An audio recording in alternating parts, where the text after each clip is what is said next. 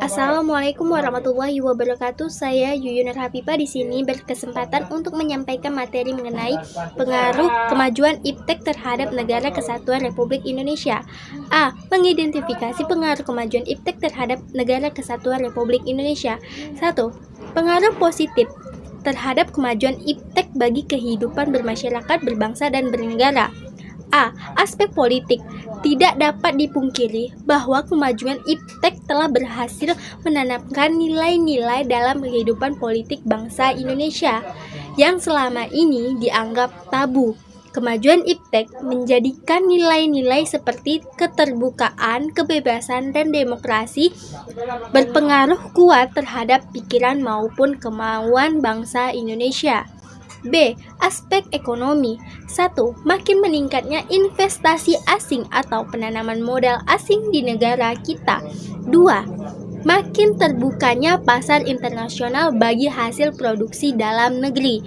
3. Mendorong para pengusaha untuk meningkatkan efisiensi dan menghilangkan biaya tinggi. 4. Meningkatkan kesempatan kerja dan devisa negara. 5. Meningkatkan kemakmuran masyarakat. 6. Menyediakan dana tambahan untuk pembangunan ekonomi. C. Aspek sosial budaya. Kemajuan teknologi dan informasi yang ditandai dengan munculnya internet dan makin canggihnya alat-alat komunikasi secara langsung telah mempermudah kita untuk memperoleh informasi dari belahan bumi lainnya, sehingga kita secara tidak langsung telah melakukan proses transformasi ilmu yang sangat bermanfaat bagi kita. D. Aspek hukum pertahanan dan keamanan. 1. Makin menguatnya supremasi hukum, demokratisasi, dan tuntunan terhadap dilaksanakannya hak asasi manusia. 2. Menguatnya regulasi hukum dan pembuatan peraturan perundang-undangan yang memihak dan bermanfaat untuk kepentingan rakyat banyak. 3. Makin menguatnya tuntunan terhadap tugas-tugas penegak hukum, polisi, jaksa, dan hakim yang lebih profesional, transparan, dan dapat dipertanggungjawabkan. 4. Menguatnya supremasi sipil dengan mendudukan tentara dan polisi sebatas penjaga keamanan, kedaulatan, dan ketertiban negara. 2. Pengaruh negatif iptek terhadap kehidupan bermasyarakat, berbangsa, dan bernegara. A. Aspek politik.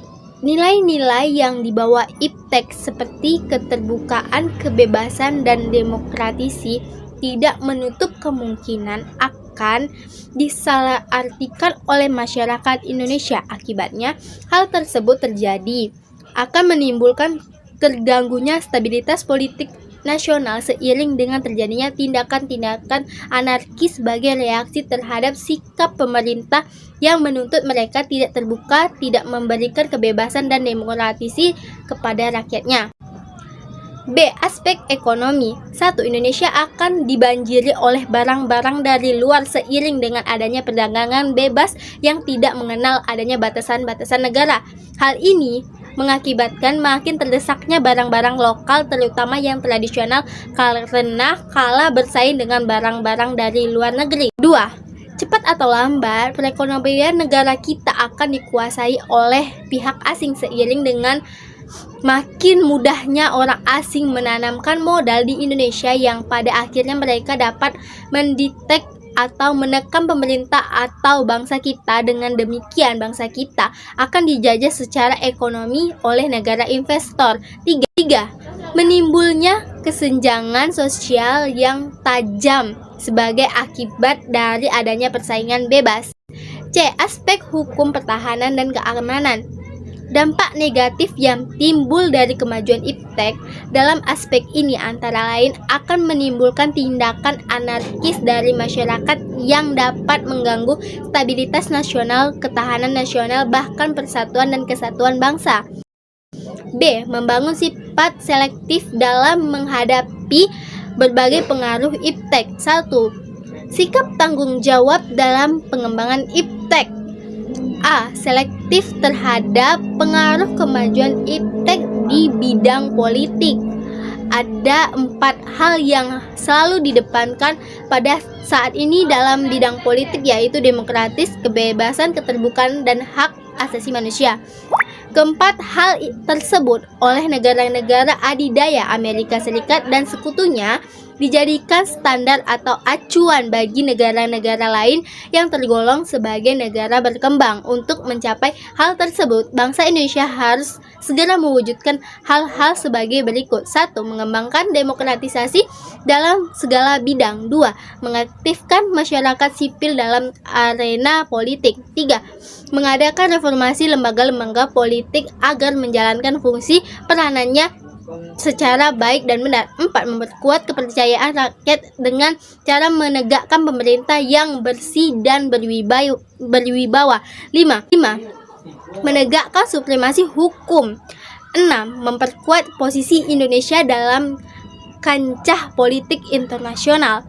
B. Sikap selektif terhadap pengaruh kemajuan iptek di bidang ekonomi. 1. Sistem ekonomi dikembangkan untuk memperkuat produksi domestik untuk pasar dalam negeri sehingga memperkuat perekonomian rakyat. 2. Pertanian dijadikan prioritas utama karena mayoritas penduduk Indonesia bermata pencarian sebagai petani. 3. Industri-industri haruslah menggunakan bahan baku dari dalam negeri sehingga tidak bergantung impor dari luar negeri. 4. Diadakan perekonomian yang berorientasi pada kesejahteraan rakyat. Artinya segala sesuatu yang menguasai hajat hidup seorang banyak harus bersifat murah dan terjangkau. 5. Tidak bergantung pada badan-badan multilateral seperti pada IMF, Bank Dunia, dan WTO. 6. Mempererat kerja sama dengan sesama negara berkembang untuk bersama-sama menghadapi kepentingan negara-negara maju. C. Sikap selektif terhadap pengaruh kemajuan iptek di bidang sosial budaya. 1. Terbuka terhadap inovasi dan perubahan. 2. Berorientasi pada masa depan dari masa lampau.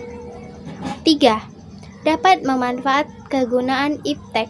4. Menghargai pekerjaan sesuai dengan prestasi. 5. Menggunakan potensi lingkungan secara tepat untuk pembangunan berkelanjutan. 6. Menghargai dan menghormati hak-hak asasi manusia.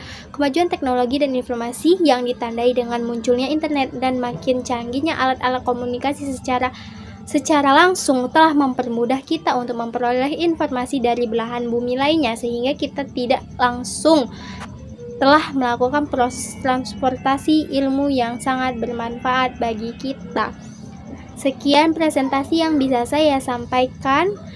Lebih dan kurangnya saya mohon maaf apabila saya ada kata yang salah.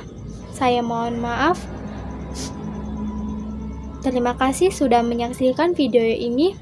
Assalamualaikum warahmatullahi wabarakatuh.